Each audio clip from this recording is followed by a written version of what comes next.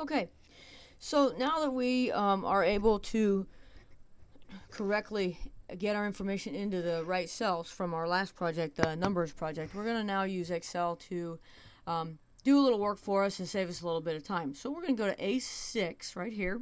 We're going to type in 8 o'clock.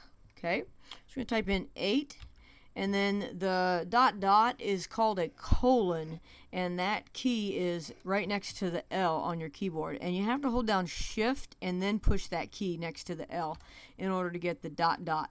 If you don't hold down the shift, you get dot comma, and that is a semicolon, not a colon.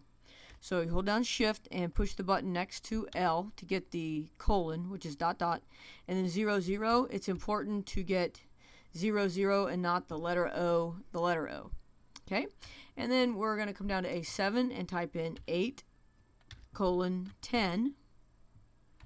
Go down to A8 and type in 8 colon 20, and let's do one more, 8 colon 30. Now we have 8 o'clock, 8:10, 8:20, and 8:30. So we have, obviously, we're getting 10 minutes later. We're going to in intervals of 10 minutes. Now we want to have Excel fill out the rest of this time schedule for us all the way down to row 24.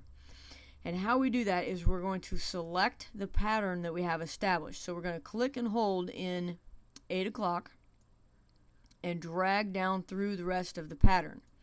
So now by selecting that pattern, we're showing Excel all 4 pieces of information. Excel only sees what is selected. So now Excel sees 8 o'clock, 8:10, 8:20, and 8:30, and because it sees all 4 pieces of information, Excel knows that the next one will be 10 minutes later because it can see that pattern.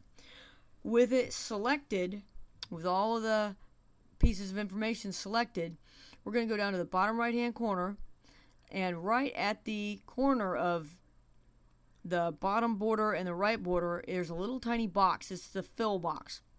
We're going to grab a hold of that fill box. We're going to click and hold, and we're going to pull the pattern down, or we're going to fill the pattern down to row 24 and let go.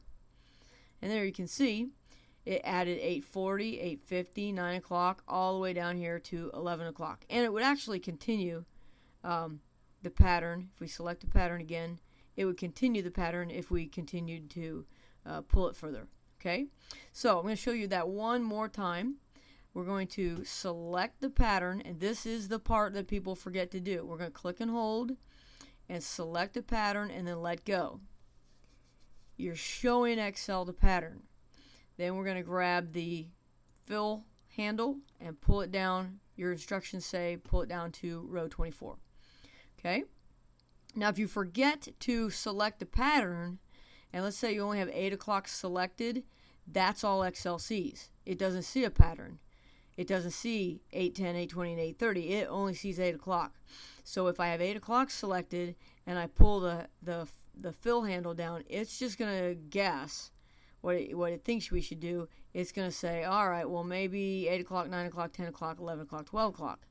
Because I really only showed it 8 o'clock because it couldn't see anything that was not selected. It didn't see this pattern of every 10 minutes. So you have to show it the pattern and let go. Then grab the fill handle and pull down, and there you go. All right, going to go over to C6 and type in the abbreviation for January, the abbreviation for February, abbreviation for March. Okay, we're going to select the pattern, let go, and we're going to pull it down to row 17, and it filled in the rest of the month's abbreviations. Now with that one, it may have guessed if you had forgotten to select the pattern because it was January, February, and that's pretty distinct. Excel probably would have even guessed that one right, but it's lots better to get in the habit of select that pattern and then let Excel fill in the rest. We're going to type in E6, sun for Sunday, mon for Monday, TUE for Tuesday. We're going to select the pattern, show it. Okay, we're doing abbreviations of the days of the week. And then let's pull this down. Your instructions say to 19.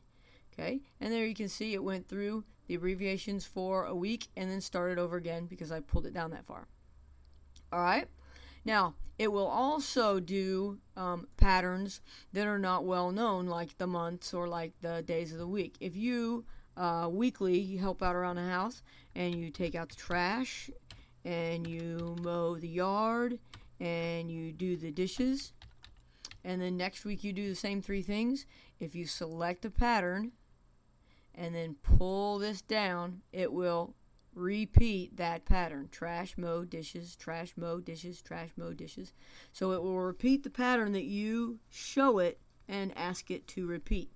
One cool feature, you can click and you can repeat colors as well. This is just kind of fun. Yellow, orange, red, maybe blue, and then select that pattern and we can pull it down and it will repeat that pattern for us. Okay, so that's kind of just a fun thing to do as well. All right, we're going to need to know one more thing here. We're going to type in some amounts: 4, 5, 16, 9, and 1. And we want those to actually be dollar amounts: $4, $5, $16. But I don't really want to go back and retype it all and add dollar signs and decimal points and zeros. We can have Excel format that for us. So once again, you select what you want Excel to change. You have to say, hey Excel, this is the stuff right here that I want you to change. You select it, and then we're going to format. So go up here to format and click on cells. And when you do that, you get a number of choices of tabs across the top. You get number, you get alignment, font, border, patterns, protection. We're going to go back to number, and we want these amounts to be dollar signs, so that is known as currency. Okay, click on currency and click OK, and you notice that now they represent dollar amounts. It added dollar signs, decimal points, and zeros. So it saved us a lot of time. It saved us typing $5 signs, 5 decimal points, and 10 zeros. Okay, so the key to repeating patterns and lists is to establish the pattern, and then here's the part that people forget: show Excel that pattern before you pull the fill handle. All right, your instructions say next to please type in your first and last name and save this. Save as. Save it in your documents as your last name and the word lists. Click on save. And then please also save it in the drop drive so that you can get credit for this assignment.